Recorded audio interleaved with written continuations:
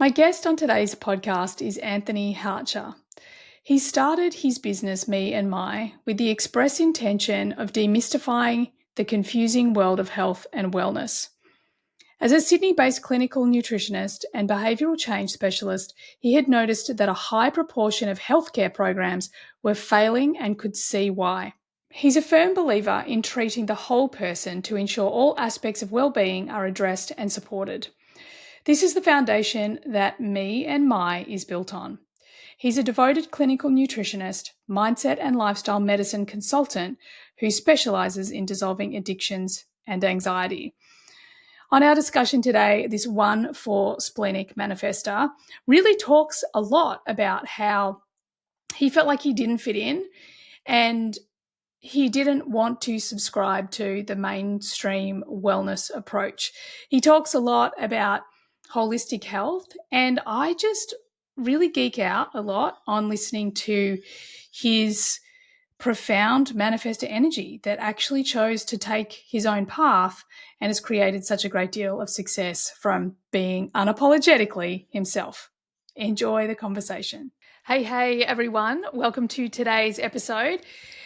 On today's episode, I am talking to an expert that I actually heard speak at an event that I was speaking at for a friend of mine, the incredible Francisca Isili at Basic Bananas. And everything that came out of this manifestor's mouth, I'm like, I freaking knew it. So I wanted to share this human with all of you. So Anthony Hartcher, welcome to the podcast. Thank you, Emma, and hello, all listeners and viewers. Really, it's a delight and honour to be on this podcast and look forward to enhancing and enlightening your well-being.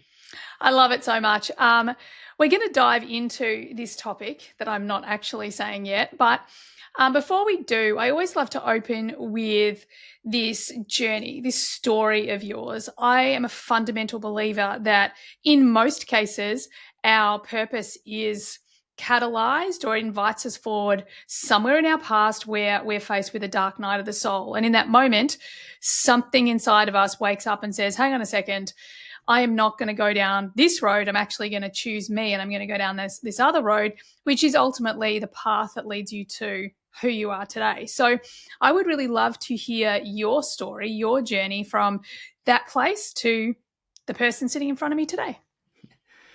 Yeah, it's interesting because it's through reflection and joining the dots that I've really got to connect with this. I guess prior, I didn't know. I was just sort of following what interested me. And so in terms of how the dots connect, I was very much a sick little boy. So at the age of 4 to 6, probably 4 to 7, actually, constant ear, nose, throat infections, constant gluey ear, and the runny nose, and back of the itchy sore throat, and that sort of hay fever, allergies. And I was really loved the water, loved being outdoors, loved playing. However, I was constantly battling with an ear infection. And as probably the listeners can relate to, ear infections are quite painful. They're really difficult to sleep at night. And so for me, I started to get, I guess, phobic of the water because I thought, oh, will it give me an ear infection? And so it really started to take me away from the things I loved as a kid and to be able to be a kid. And at that age, I was moved around from doctor to doctor, specialist to specialist, and I felt very disempowered. And as you know, with my human design type, I don't like disempowerment. And so I was very much, directed and bouncing around, seeing specialists, being told what to do. And for me, that disempowerment really, I guess it ignited a spark. And at the time, I didn't realize, but I was just obsessed with health and wellness. And I was reading books, and I started dieting in primary school. And it wasn't dieting, to look thin or anything like that. It was purely dieting from a health conscious point of view, just wanting to be healthy. So, certainly, and like I was doing intermittent fasting at that age when no one else was doing it. It wasn't heard of. It was not spoken about. And I was onto these things at a very early age and very conscious of it and constantly learning more and constantly applying more and forever changing. But I guess followed more a traditional path directed by my parents, get get a, like learn, A proper get good job. marks. Yeah, get a proper job, real job, and get out there and work. And I did that. So working as a chemical engineer in a chemical company, as much as I worked hard and, in some ways it was fulfilling because I think it was the science that was fulfilling. However, there was something missing, and that something missing was discovered probably on a number of occasions, but what really lit me up was when I saw this inspiration of mine on stage and I was in the audience and I was mesmerized and I could see the crowd was mesmerized and he was talking about health and well-being and his journey, and I thought I could see myself up on that stage doing exactly what he was doing. And that was the final straw that really linked everything together, and I started the path. And that was back in 2011 now. So yeah, had this long journey. I went back to school because I thought that was the right thing to do to get more qualifications. So I did, but I realized now I don't need any more qualifications. It's so funny because that's a line ones, like your profile being a 1-4, like that's what all of them do. They all think they need another certification because you guys love knowledge and information and you want all the answers. So it's really common, but it's funny, you've already come to the advice that I give most line ones, like you don't need it all. You just need what you need to move forward.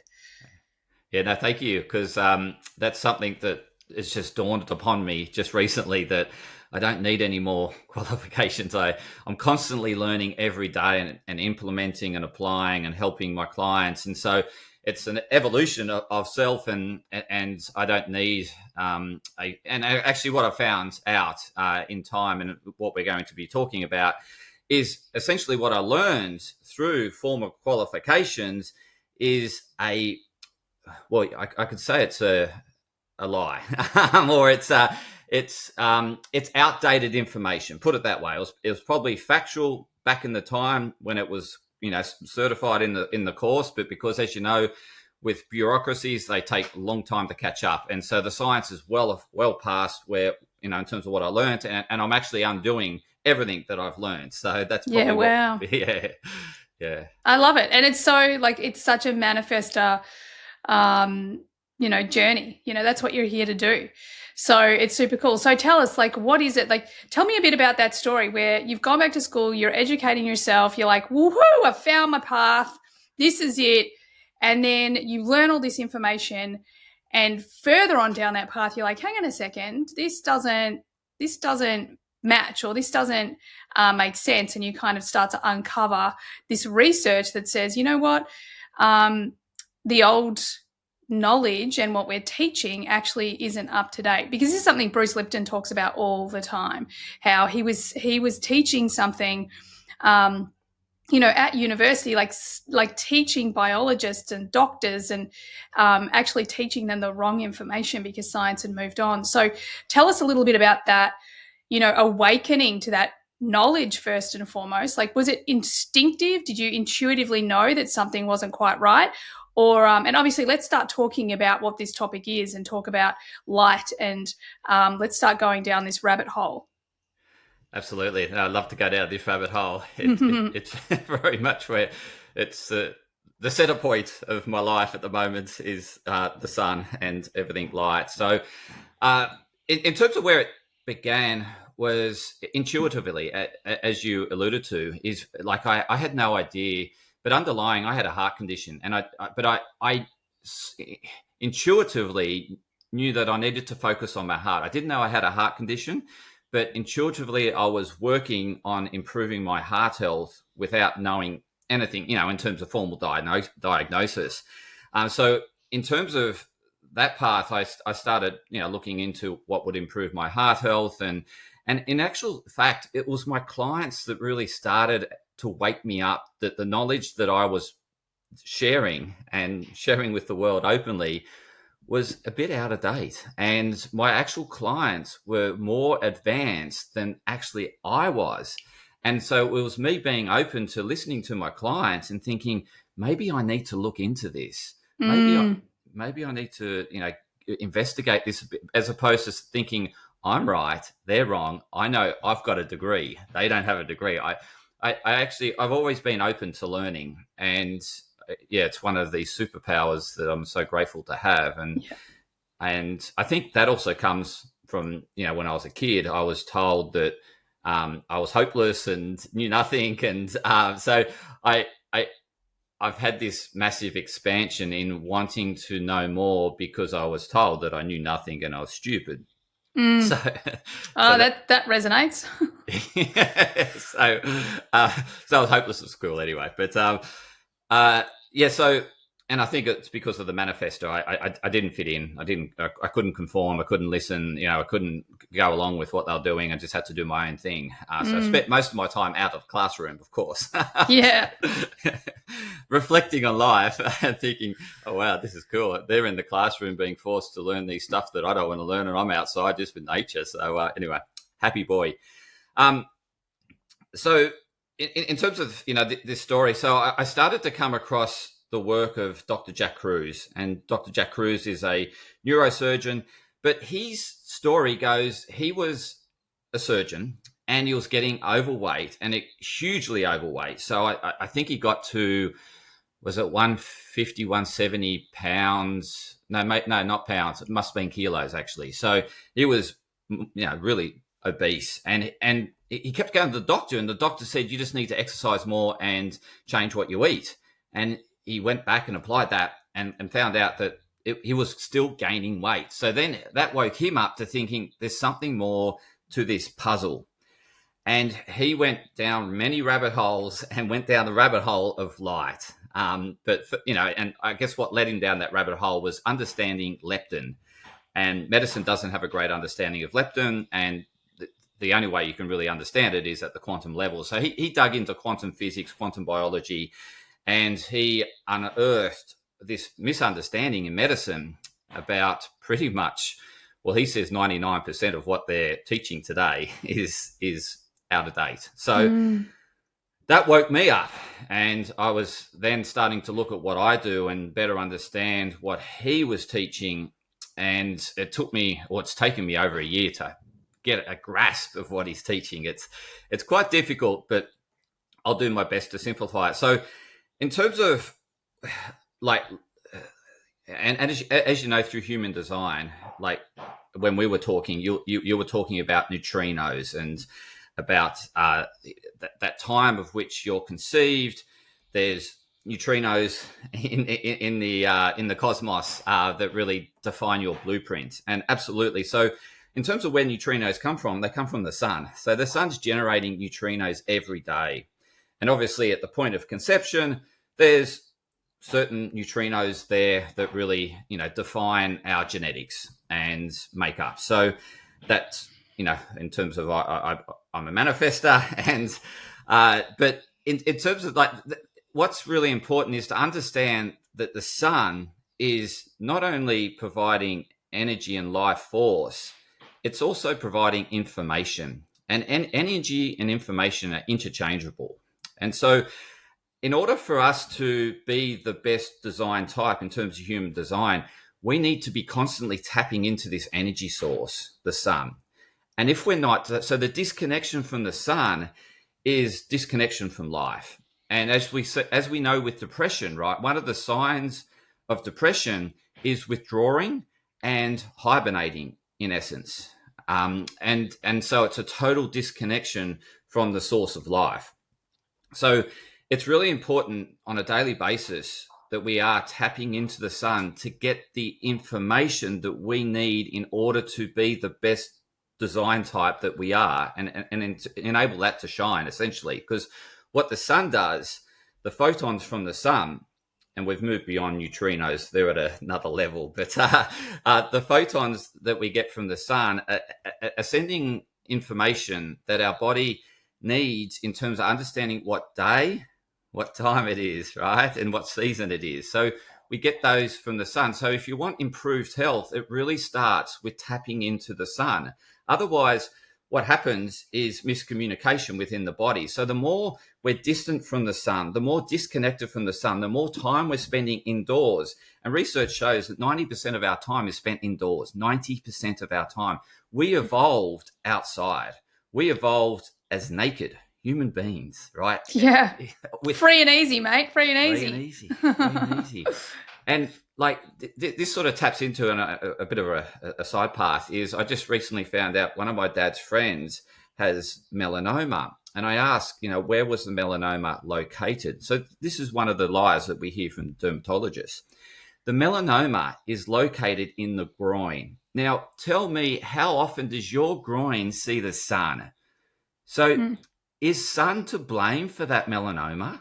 Like, you got to ask these questions. You hear about people getting melanomas underneath their arm. How frequently does our underarm see the sun, right? Under our foot, right? Under our foot. So, so we're told that sun is harmful and dangerous and to avoid it. Well, anything in large amounts and excessive amounts is harmful and dangerous to us. It's toxic to us. It's like water. Water can kill us. So obviously, if we're misusing the sun and abusing the sun, yes, the sun can have toxicological impact on us, but that's really excessive exposure and going beyond your skin type. So we need to do the sun based on our skin type. And obviously, the darker our skin type, the more sun we need. The fairer our skin type, the less sun we need, but we still need connection with the sun. So, I'm not sure if you've got any questions, but I can keep going. Well, which is great. So I'm curious, I want to go back to Dr. Jack Kruse, putting on the weight. So what did he actually discover? Did he discover that it was his lack of being out in the sunlight? And did he then increase his time in the sun and that helped with his health and fitness? That's the first kind of curiosity. And then, I've got other questions. Yeah. So what happens is, like leptin, for example. So what is leptin? Yeah. So leptin's a hormone that tells us we have enough energy on board. So it's constantly surveillancing the body. Do you have enough energy on board, obviously, to survive first and foremost? And then obviously, as human design listeners to this podcast, you want to thrive, right? So it's surveillancing our body for energy. And the mismatch happens when it's surveillancing the body for energy and it's saying, there's not enough energy on board. So therefore, I'm going to send a signal to your brain that you need food. And that's, these hunger signals. We, generate ghrelin and we get this insatiable. So you ask anyone that's overweight, obese, they will tell you they're always hungry. And you look at them and you think, how can you be hungry? You've got so much energy on board. Yeah. But they'll tell you they're absolutely hungry even after they've had a meal. And this is the mismatch. It's leptin is essentially desensitized. It's not, and there's miscommunication happening in the body. So how does that relate to light? Well, light actually provides the communication and the information that the body needs in order to stay coherent. And when we're getting disordered signals from our environment, and disordered signals like, for example, me in front of the computer, it's sending out loads of blue light. Whereas if I look at the time of the day, we're recording this at 10:20 in the morning. Yes, there is more and more blue light coming into the day, but what the computer screen's generating is like midday light, right? Right. And so already there's a mismatch there, and the body's a bit confused because it might be feeling a bit hot and it's thinking, it's saying it's not coherent with what I'm feeling or sensing from the environment in terms of what I'm seeing. And obviously, because I've got clothes on, my retina's seeing a different light to what my clothes are seeing. And we have these receptors for light on our skin and in our retina. So we don't want a mismatch. Hence why it's really important that when we're out and about, we're not wearing glasses and we're wearing minimal clothing, ideally. It's so funny. I learnt many years ago not to wear sunglasses. Wow. So I wear them so rarely. And the ones I do have a very minimal tint because, I realized it was really, wrecking my circadian rhythm constantly wearing sunglasses. And so getting back to this mismatch, and the listeners and viewers would be able to relate to this, is at night when they're scrolling on their device or watching TV, they're just constantly feeling that they need to nibble at something. They're constantly feeling that they're hungry. And it's because of the light signal they're getting is telling the body it's to do the daytime things when it's actually, well, it's not, it's nighttime, but it's telling the body to do daytime things. During the day, we consume food. And so what it's doing is raising cortisol and insulin, and hence the body thinks, oh, it must be feeding time. And so this is why we eat too much at night, is because of our light environment, and we're getting incoherent signals and a mismatch to what's actually the environment is telling us. And so these incoherent signals, the body gets confused and disorder prevails, hence why the leptin can't pick up the right signals. And so part of what we do through melanin, so melanin's our skin type, it's our hair color type. So, if you're blonde or brunette, or, if you're pale, or, if you're olive skin or whatever it is. So that's melanin, is the skin color. And so what melanin does is absorb light, and it absorbs broad spectrum sunlight. So it absorbs the full spectrum. So the visible and the non-visible. And we're aware of the visible. I can see color. I'm seeing you and what you got on, and I can see all this color around me. That's the visible spectrum. But the non-visible is what we can't see, right? But that makes up the majority of light, right? And so, and we get that exposure when we're outside. We get full spectrum sunlight. Melanin takes it in. It loves it. It's the greatest semiconductor on this earth. It takes in full spectrum sunlight, but what it does is then light up our body on the inside. And so essentially what it's doing is it's transferring light from the outside inside. And what we're picking up and what's being transferred is at this quantum level, right?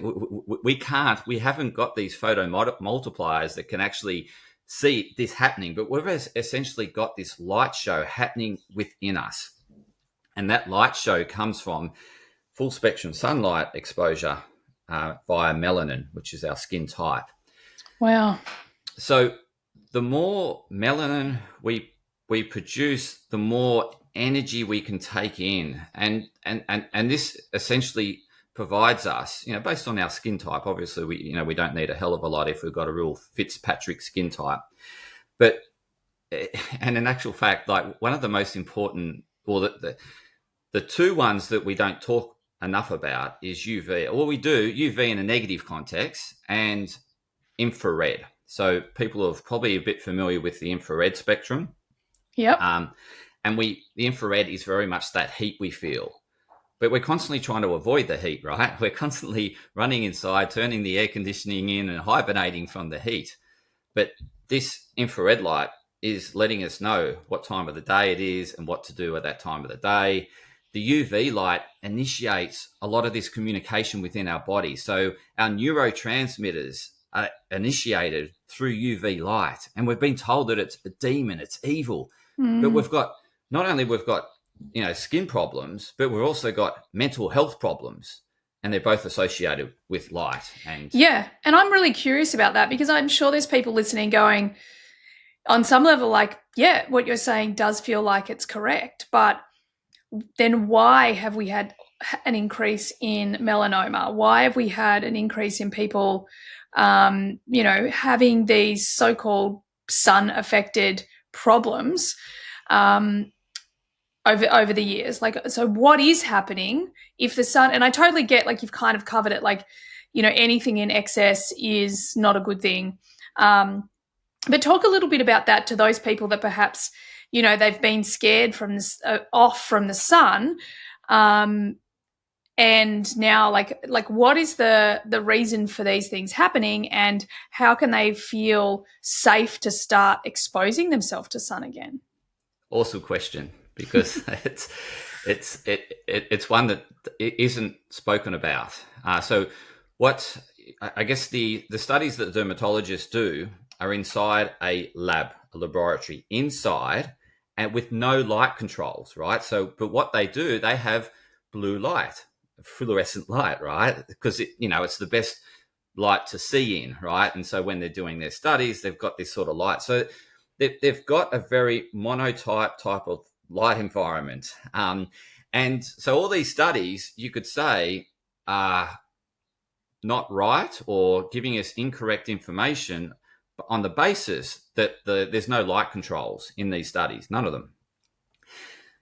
In terms of, there's been other studies done where there's been survey, like I think it was over 350 odd thousand Swedish women, right? And they looked at these Swedish women, and they essentially were looking at the amount of sun exposure they get throughout the whole year. And they studied these women through surveys and over time. And what they found in this study was essentially that the women that got the most sun exposure had the best survival rates of all cause mortality, right? So, wow. Including skin cancer, right? Wow. And this has been shown in other studies where we see higher rates of skin cancer in indoor workers versus outdoor workers. So that's a fact. So wow. Explain that. And then the other one is that the outdoor workers, or the people exposed to the most amount of sun, have better survival rates to skin cancer. Wow. So that is already quite contradictory in terms of what we get told around the sun and sun exposure. So now, yeah, go. I was just going to say, so what is like safe skin exposure? And it's very much based on your skin type. So as you can see, I've got quite an olive complexion. I can produce fair amounts of melanin that enables me to have greater sun exposure. So it really depends on your skin type. And the important, I need to go back here as to the other problem that we have is in terms of how the body works. So upon seeing sunrise, and the listeners could probably say, look, I rarely see a sunrise. I pretty much wake up in bed, look at my phone, I run around, I might run to the gym indoors under blue lights, run home, get changed, run off to work, right? And so that's the typical start of the morning. How we evolved was actually seeing sunrise. So we would actually wake up with sunrise. We would get the red, orange light, and this red and orange light actually turns on our mitochondria. Our mitochondria produces melanin, right? So I go and see sunrise every day, and I'm turning on every mitochondria, which is thousands in every cell, to start producing melanin. And the incredible thing is that what happens is we produce this melanin on seeing the red light at sunrise. But then as UVA kicks in, which is shortly after sunrise, sort of 1 hour probably after sunrise, we get some UVA. And UVA, what it does is a vasodilator. And so what happens is as our body heats up, our heart starts pumping to cool us down. And we have this vasodilator in UVA initiates this vasodilation, which enables the melanin to get to the skin to protect you from the midday sun. So nature has it all worked out. So the supposedly harmful ray is the UVB, right? And so the studies have been done with just UV light on the skin. But the skin in nature never just sees UVB light. It sees full spectrum sunlight.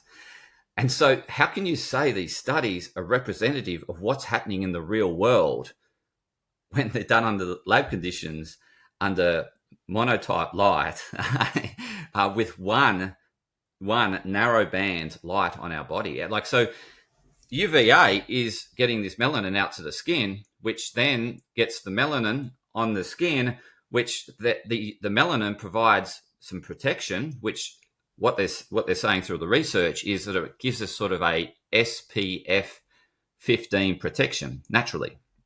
So we've got some protection. We haven't got 50 SPF, but we've got some protection. So what I advise is the listeners get out, see sunrise. And this is fantastic. This is the best way to start your day, because you set your intentions with the sun rising, with the energy rising in your body. You start to rise, you start to manifest your human design type. You start to allow that to go to the world. And so get up, see sunrise, allow the melanin to turn on, Then you want to tap in at some point mid-morning or just early morning to get that UVA, so it gets pushed out to your skin, and then that gives you some protection from the midday sun. And then I'm not saying spend all day in the midday sun. What it enables us to do is sort of sit under trees, in shade, in nature, but ideally we still want to get some UVB light.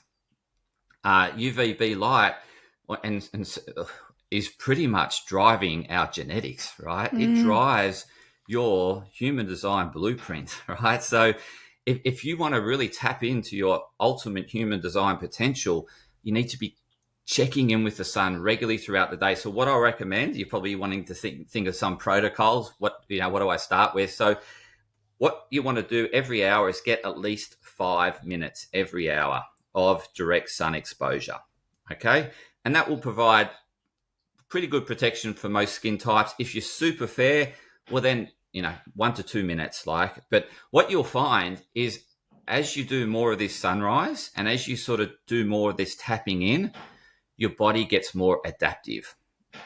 And we're coming into the winter months. It's really good time to start this adaptation in the winter months to really protect you from in the summer months, right? And you just think about nature has all the answers, right?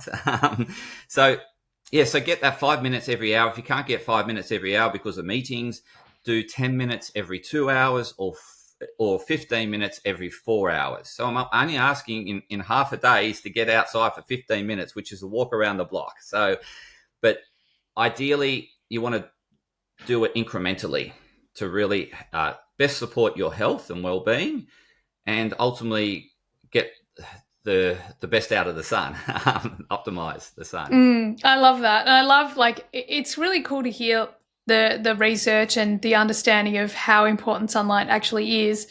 And also at the same time have a really safe protocol that people can slowly get themselves back out into the sun.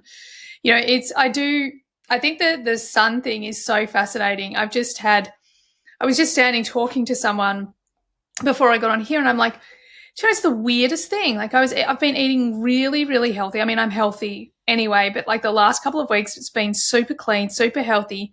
And I'm like, it's so weird. I've put on weight. I don't know what's going on. And talking to you, I'm like, oh my God, I've not been to the beach. I literally went on the weekend. I was gardening on Saturday. I was at the beach on Sunday. And I used to, before I took my big holiday, so I'm back on it now, but I would get up every morning and see the sunrise. And this morning I got up, I saw the sunrise, and I just feel so much better. And it's crazy, isn't it, how we've been so educated to stay out of the sun. I feel like one of the challenges I've had having children is trying to teach them that, to be really sensible with the sun, because I don't necessarily like them putting block out on all the time. If they're going, one of my kids loves to go, we have dinner really early, so he'll go out to the beach after dinner, and sometimes it can still be hot. And I'm like, no, you'll be okay then. Or if they're out surfing early, you'll be okay then. But it's when they go out during the day, it's really trying to teach them, no, you really need to put something on now because you can't get burnt. So I think isn't that the kind of indicator that we've got to be conscious of? It's healthy for us to get the sunlight and even a tan, but it's not healthy for us to get burnt. Is that fair to say? Are you looking to build a successful human design or astrology business? Do you wish that you had your own chart tool on your website so you don't have to send people somewhere else to get it? BodyGraph.com provides all the resources you need to turn this vision into a reality. We use this incredible software in our business to provide charts and custom reading reports at the click of a button, generate leads, and bring in lots of passive revenue. BodyGraph.com has already helped coaches and entrepreneurs generate over $2.5 million in revenue. If you're ready to take your business seriously, start with a free trial and use the code HumanDesignPodcast to get 30% off for 6 months. Here's what you can do with BodyGraph.com. Embed stunning charts directly into your website, build personalized lead magnets to grow your email list, create and sell detailed reading reports, and even use their free website builder to get started fast. BodyGraph.com is the ultimate all-in-one platform for building your human design or astrology business. If you're ready to join the community of successful entrepreneurs, visit BodyGraph.com and start building your dream business today. Follow the link in the show notes and use the code Human Design Podcast to get 30% off for 6 months. Yes, yeah. So, if you're constantly getting burns, blisters, and so that is really just this sort of all or nothing approach that we tend to take to life. You think about it, like we go out and get smashed on the drink or whatever. You get what I mean? Like it, and then it's we have abstinence for dry July or whatever. Like it's just this all or nothing. And this is what happens with the sun. It's all or nothing. It's like I'm going down to the beach. I'm going to sunbake all day, and they haven't seen the sun for 3 months or something. And of course, the body's not ready for that. And the human body takes time. And we need to be, kind to it in terms of allow time. Things, we build adaptation over time. And it's the same as, you started clean and then you've come to this realization that, hang on, there's something not right here. And you've just put the missing piece into the jigsaw puzzle and it's light. And I just wanted to tap into that discussion around, like I can be eating clean and I still be gaining weight. We get 70% of our energy from the environment, 30% from food, right? 30%. Wow, 70% from the environment. That's mind-blowing. Yeah. And so, but what's really important is in order to harness that 70%, it's hard to tap into that 70% unless you've got a really, we call it, a higher redox potential, which is the electronegativity of the cell. So it's essentially, we call it, from a modern day standpoint, we call this grounding. So grounding, we extract electrons from the earth, right? The earth's electronegative, we get electrons from the earth.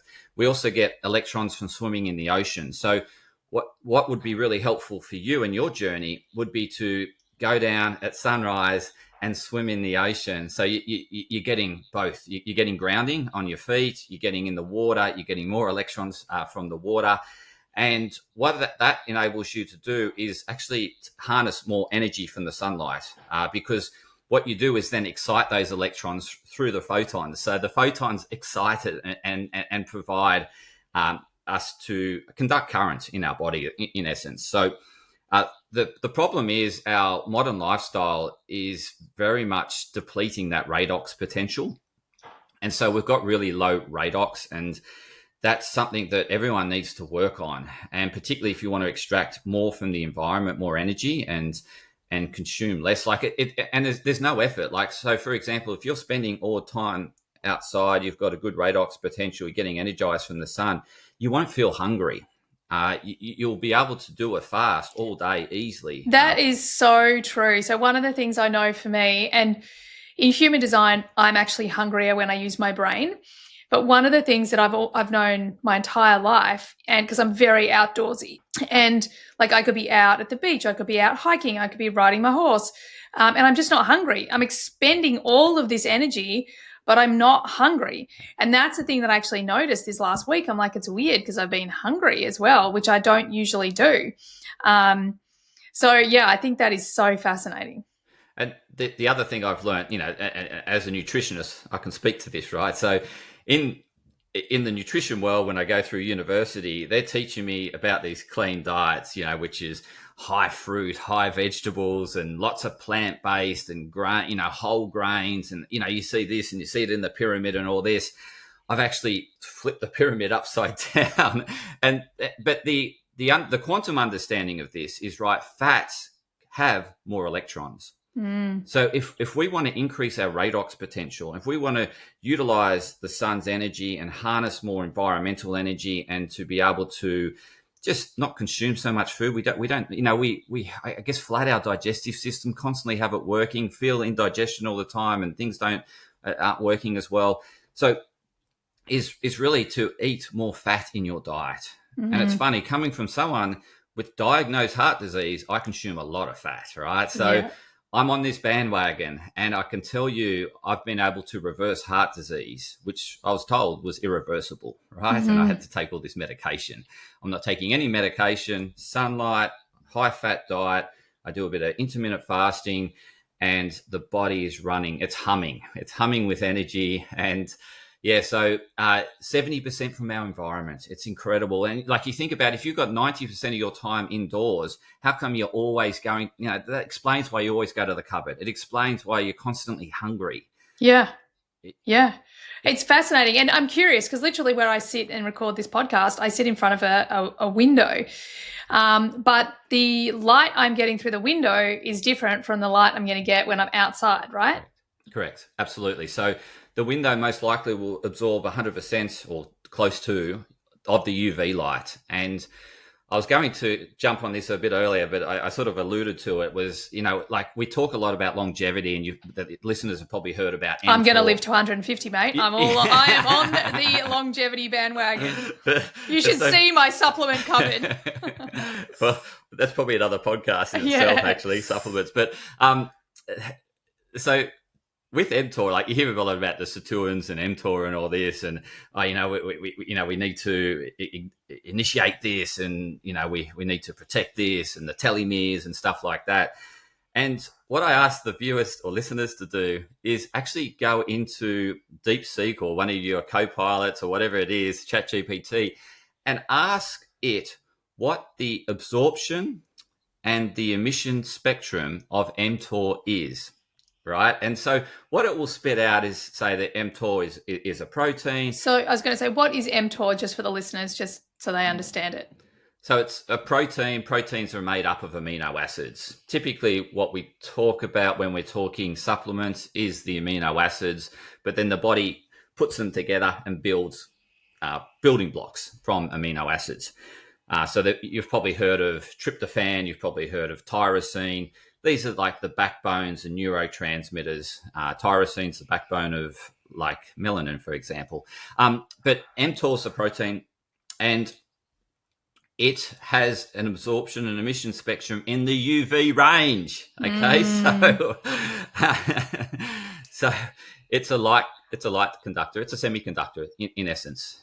So it conducts light, and so we can be taking all these supplements, but unless it's receiving the correct light signals, nothing is going, we're just basically wasting our money with these. Wow. So that means that if we're not out in the sunlight, we're not switching on our body's capacity to actually receive all the things we're putting into our body. Wow. Yeah. And the other thing we need to consider around our diet is seasonal eating, because we get signals from the sun. We also get heat from the environment. We've got sensors for heat, right? And so we've got these light sensors, heat sensors, and the body also knows that certain times of the day it's ready to eat. It needs fuel to produce protein, for example, to or to get the amino acids from the food to make protein, to make matter, so to speak. So, but what we don't want is because I spoke about this miscommunication around leptin, and it's sending out signals. Is there enough energy on board? So what can create this miscommunication is if we're eating outer seasonal foods and we're seeing a particular light. So not only, sunglasses and wearing clothing creates a mismatch, but also if we're eating foods out of season, the body is picking up the light signature from that food. You've probably heard of phytonutrients, right? Light nutrients, right? So it's picking up this mismatch. It's thinking it's a winter. You're eating a winter vegetable in summer. I don't understand what's going on here. Like it's saying, wow, because they're vegetables that need less light. Is that how it reads it?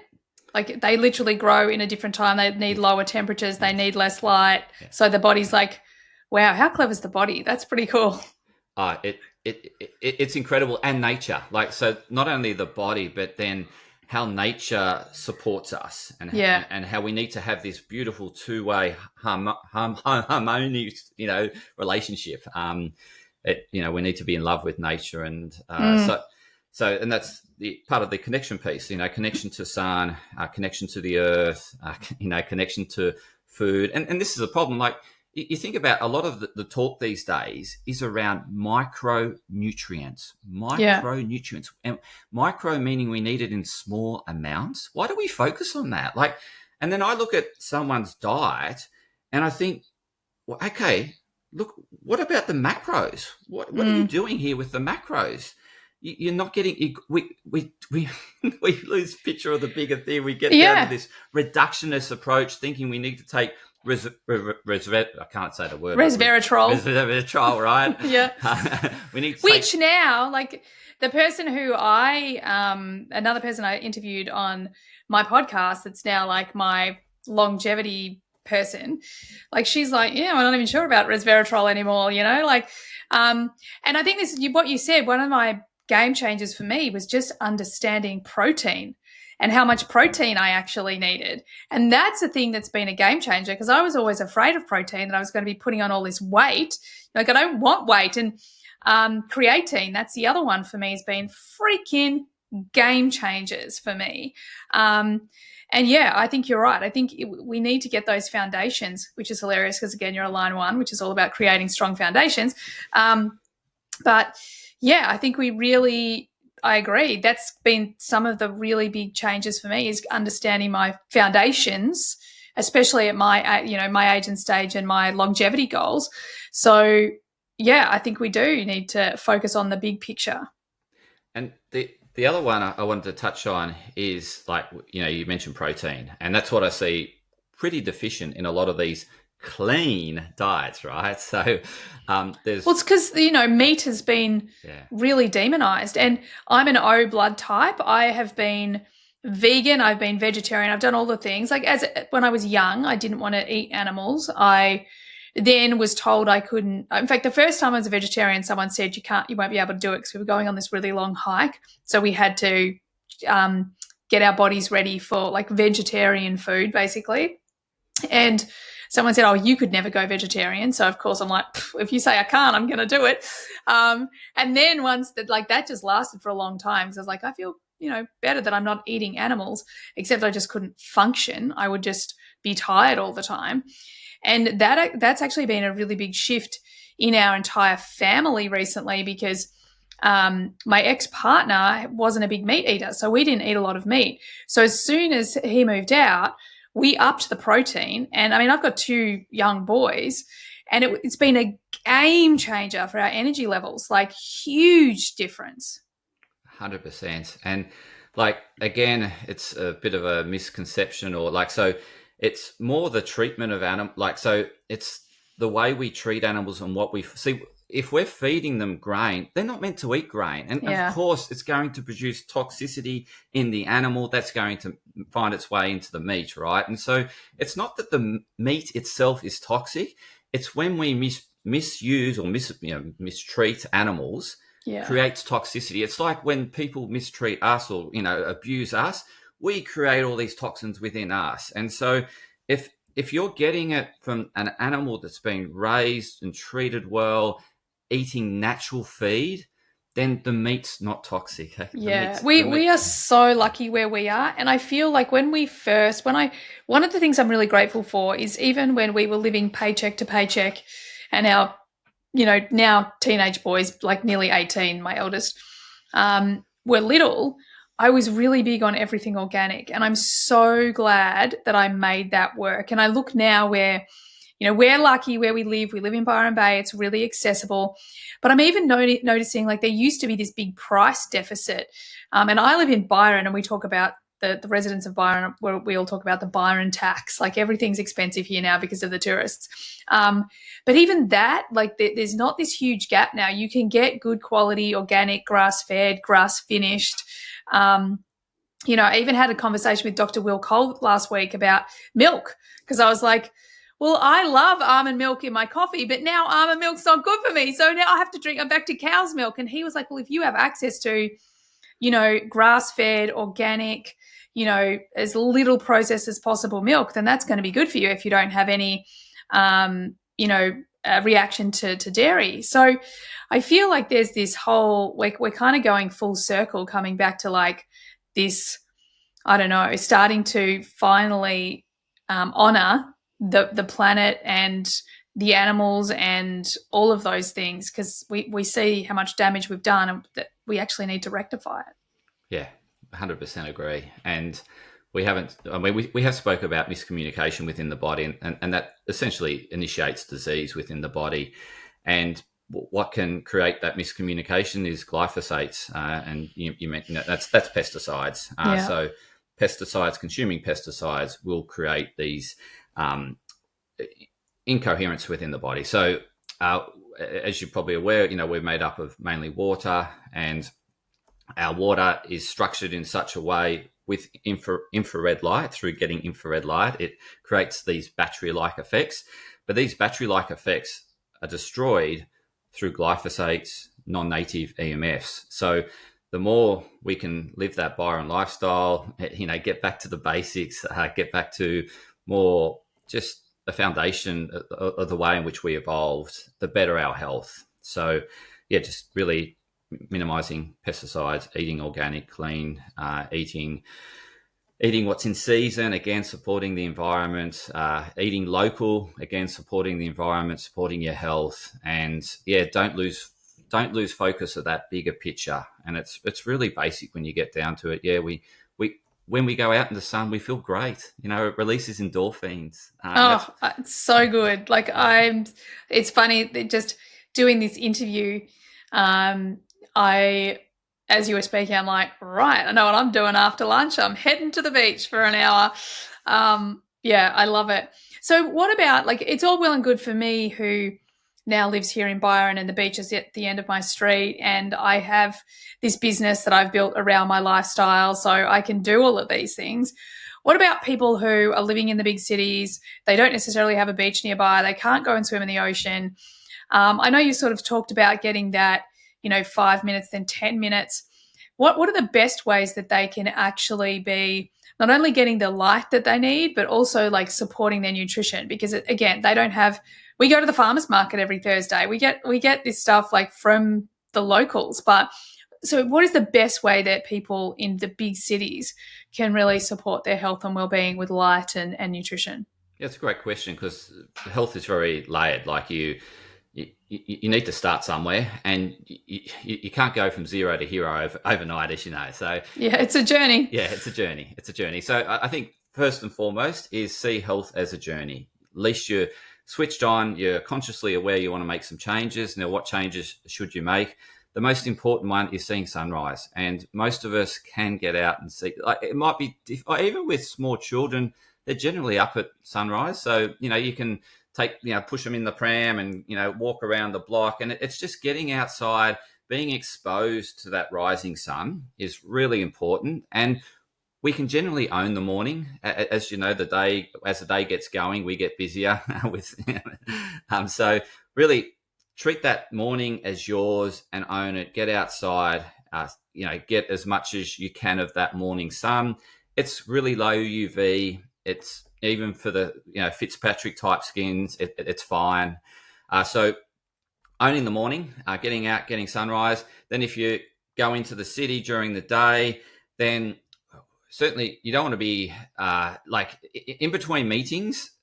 Take it as an opportunity, because we're more productive when we have reflection and quiet time. And so it's really important not to just keep loading and think you need to keep being busy, because you actually get very unproductive. So what I suggest is that Pomodoro principle. You do some productive work, then go outside for smoker. There'll be people in your building that get outside for smoker. You don't have to stand with them and smoke, but you can sit, you can find somewhere in the city where it's got a bit of sunlight and go and that can be your what do we call it? Time out. Sun exposure. Sun exposure. And as I said, 5 minutes. All you need to do, 5 minutes gives you a bit of reflection time. You'll find your productivity. You get back to your workspace. Now, in terms of food, what I very much like that morning, and this is the other thing, everyone's missing breakfast, right? And it's because they eat too much at night and the food's digesting all night, and they wake up and they're still feeling blur. So what I suggest you do is in the evening, get to bed earlier, okay? So you pretty much want to rise with the sun and go down with the sun, or minimize light exposure at night. So go to bed earlier. You end up eating less, eat less at night. You'll wake up more hungry. it's really important that we have a bit, like a solid breakfast, because it's not only telling, yes, it's morning, it's telling the body it's morning. Our digestion, when it's, if we're, I guess, working the sun well, our digestion is really good in the morning. And so have a real solid breakfast, like have a good solid, and you need protein. Absolutely. Focus on the protein. What protein, what fats. And so what would that look like? You could, for breakfast, have some eggs. You could have some avocado, and then, some mushrooms or whatever you want with that. So that could be a great way to start. I start the morning with, I have mixed nuts, yogurt, and a bit of seasonal fruit. So that's pretty much how I start the day. And it's probably my biggest meal of the day. And then I start tapering from that point onwards. So get that good meal in. That will pretty much take you through the midday if you have a solid breakfast. At lunch, you can go around, get some sashimi, get some, but what you want to focus on is really low processed, as you mentioned. So things that haven't been, that you can actually recognize in terms of where they come from and what they are. So that's really at some point there's still some life in them. Yes, yeah. I wouldn't get too carried away with the glyphosates at this stage in your journey. But really, if you get that light environment right, you get the eating right in terms of, eating more during the day, less at night. You start getting some of those foundations, and then you can move to that next layer and look at how you shop, where you shop, and around that.